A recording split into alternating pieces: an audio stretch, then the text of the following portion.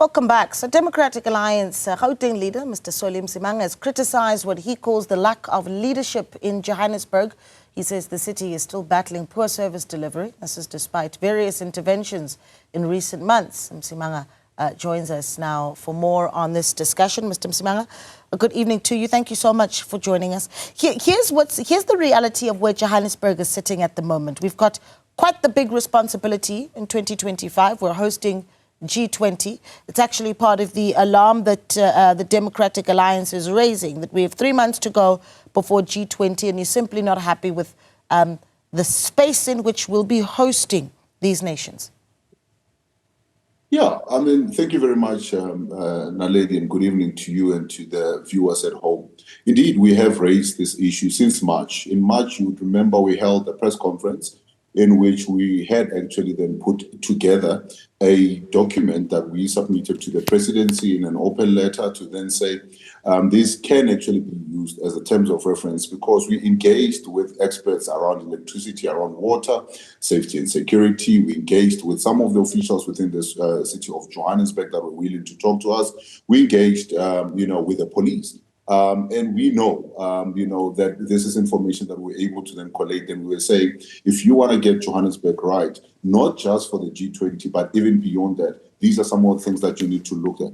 We said we can actually propose certain things that will actually then save Johannesburg hundreds of millions of rands. If you were to relook at the issues around the boards, as an example, what is JRA doing? What is, City Power doing? What is the housing company of Johannesburg doing, amongst other things? And we are saying, you paying boards, exorbitant amounts of money every single time that they sit.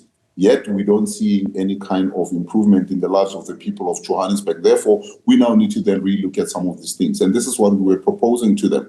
But unfortunately, our proposal has fallen on deaf ears. And this is why up to now, today as I'm talking to you, the city of Johannesburg and that Metropolitan Council is certainly none the wiser in terms of knowing what the terms of reference of this presidential task team is, who are they, what are they doing, where are they working, where's the money coming from, and all of that. And unfortunately, this is leaving us more confused and less enthusiastic about the prospects of them being able to then give Johannesburg a spitting shine before the world descend on our shores. Yeah, you raised the issue of the presidential task team, and there was even talks of a bomb squad.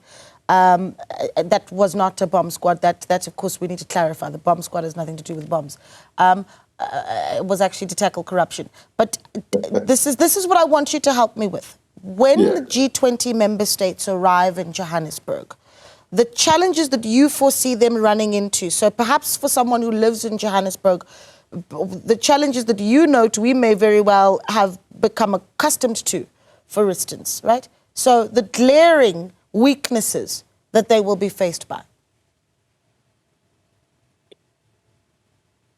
Oh, the line has gone bad. Did you hear me? I said, talk to me about the glaring weaknesses that G20 member states will be met by in Johannesburg that perhaps a resident may have become accustomed to. Well, first of all, is the filth that is around Johannesburg. You would see the filth that is around there. You will see infrastructure that is falling apart. In fact, today when I was driving there, I realized that, in some of the off-ramps now, the rails, on the pavements have actually now disappeared. So infrastructure is actually then decaying. We're not maintaining it, and where there is actually whatever of that infrastructure that is still left is actually then being stripped apart, bit by bit. There are people that are now staying away from Johannesburg Central, as an example, given the fact that they don't feel safe in there.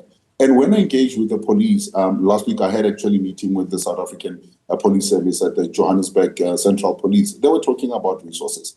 They don't have enough vehicles, to be able to then do sufficient visible policing.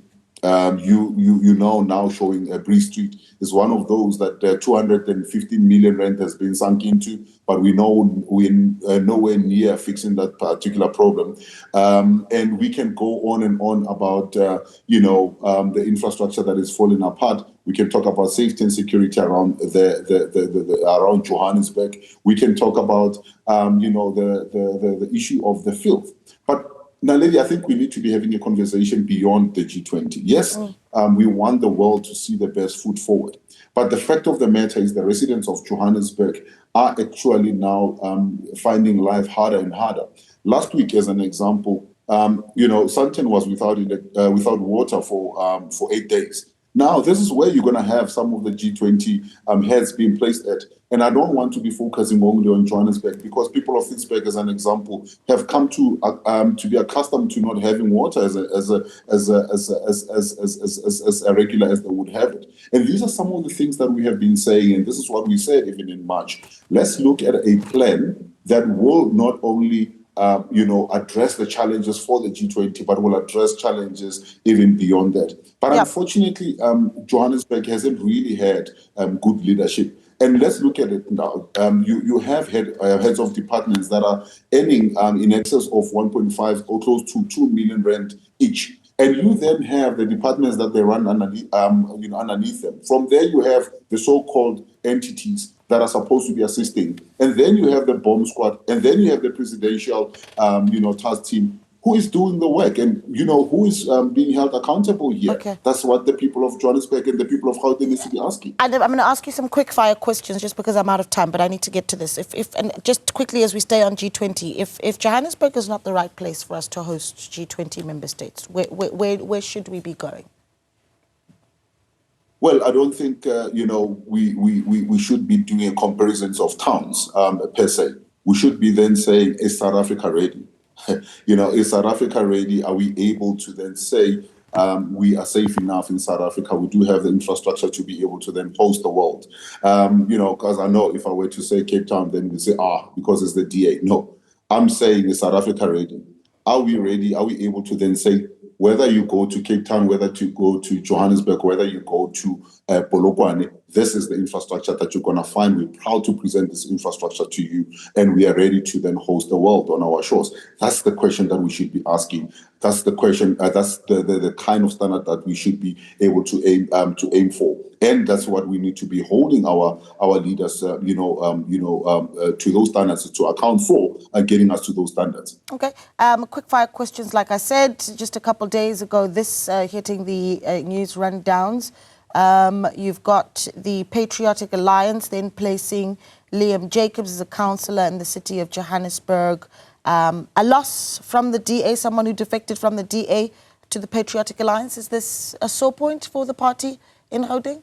Well, we wished Mr. Jacobs the best of luck when he left the DA, and we're still wishing him the best of luck wherever he would be, in whatever capacity he will be serving. I don't think that it's something that I want to be spending time communicating any further about, except to say that we're wishing him the best of luck. We want to concentrate on what we want to concentrate on as the Democratic Alliance.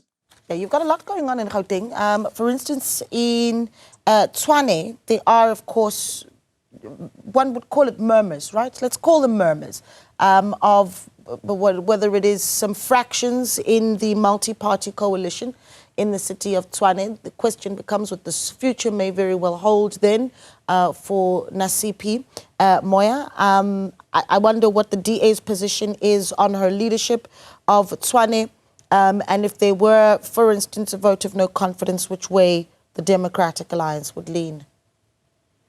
Well, at this point in time, I cannot comment on how that caucus will actually then vote. I think Celia Brink, as the caucus leader, will be much more positioned to then be able to then respond to that. What we know is that we were expecting that this was going to happen at some point because, as it started in Johannesburg, we knew that it was just a matter of time before it actually then went, to the city of Tshwane as well. You would know what would have happened with the speaker, the Action SA speaker in the city of Johannesburg. It's just a matter of time that it was going to happen as well in there. What is more worrying, and what I can talk to you about, is the fact that you have the factions of the ANC that are now fighting amongst themselves, and that is actually then being taken into the fight of the city manager's office. So you now having people who want to then use, their proximity to the MEC to then try and ensure that the city manager is removed, and the people that have been appointed on merit in that particular, city are now, are to be removed because, the people who are MMCs and the people that are in government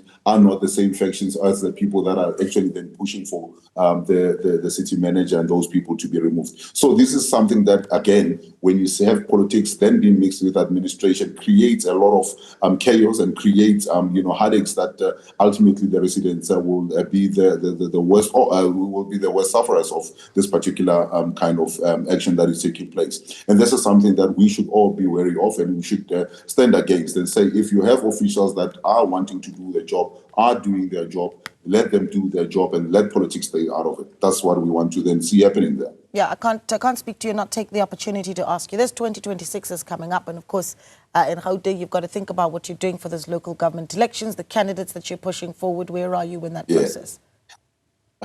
So we are almost at the tail end of it. I can tell you right now that we have done interviews in terms of the metro mayors we have completed. We, this past weekend, have actually completed the West Rand, Mogale City, West Rand, and Merafo. This week, we will actually be doing the Val, we'll be doing Mid-Val, we'll be doing Sidibeng, and also we'll be doing the Troubled and Fulani as well. So yeah, we will be able to, at some point, make announcements, and I think that will be towards the end of August that we'll begin to then do announcements, and then we'll roll out the whole campaign from there. And we'll give the people of Gauteng per municipality our offer way in advance, so that people can start applying their minds in terms of what the DA wants to then do for the people of different municipalities in Gauteng. And is Helen Zille on that list of Metro Mayor candidates that are being interviewed?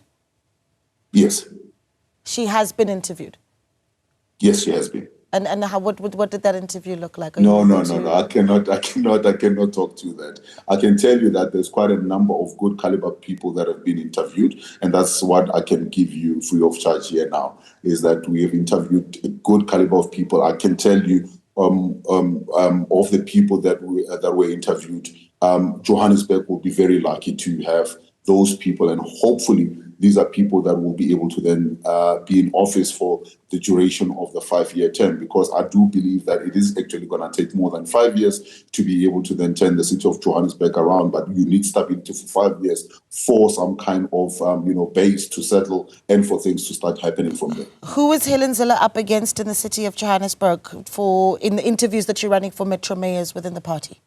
Well, there's quite a number of people. I don't have the list in front of me, but I can tell you there is Belinda, who is there, who is the current caucus leader, amongst other people. And then other people. In fact, there are people that are actually not even necessarily coming from the immediate, political sphere, but people who are coming from the private sector, who have said, they're putting up their hand and saying they want to then come in and assist them in getting Johannesburg together again. And by Belinda, you mean Belinda Echios and Joko? Yes, ma'am. Okay, great. Well, we'll be watching closely, and we wait for those announcements in the list, and we do appreciate the updates on the perspectives of Gauteng DA as you raise the alarm as well on the state of Johannesburg 3 months before we get into hosting G20 member states. Of course, Solly Msimanga there, DA leader in Gauteng.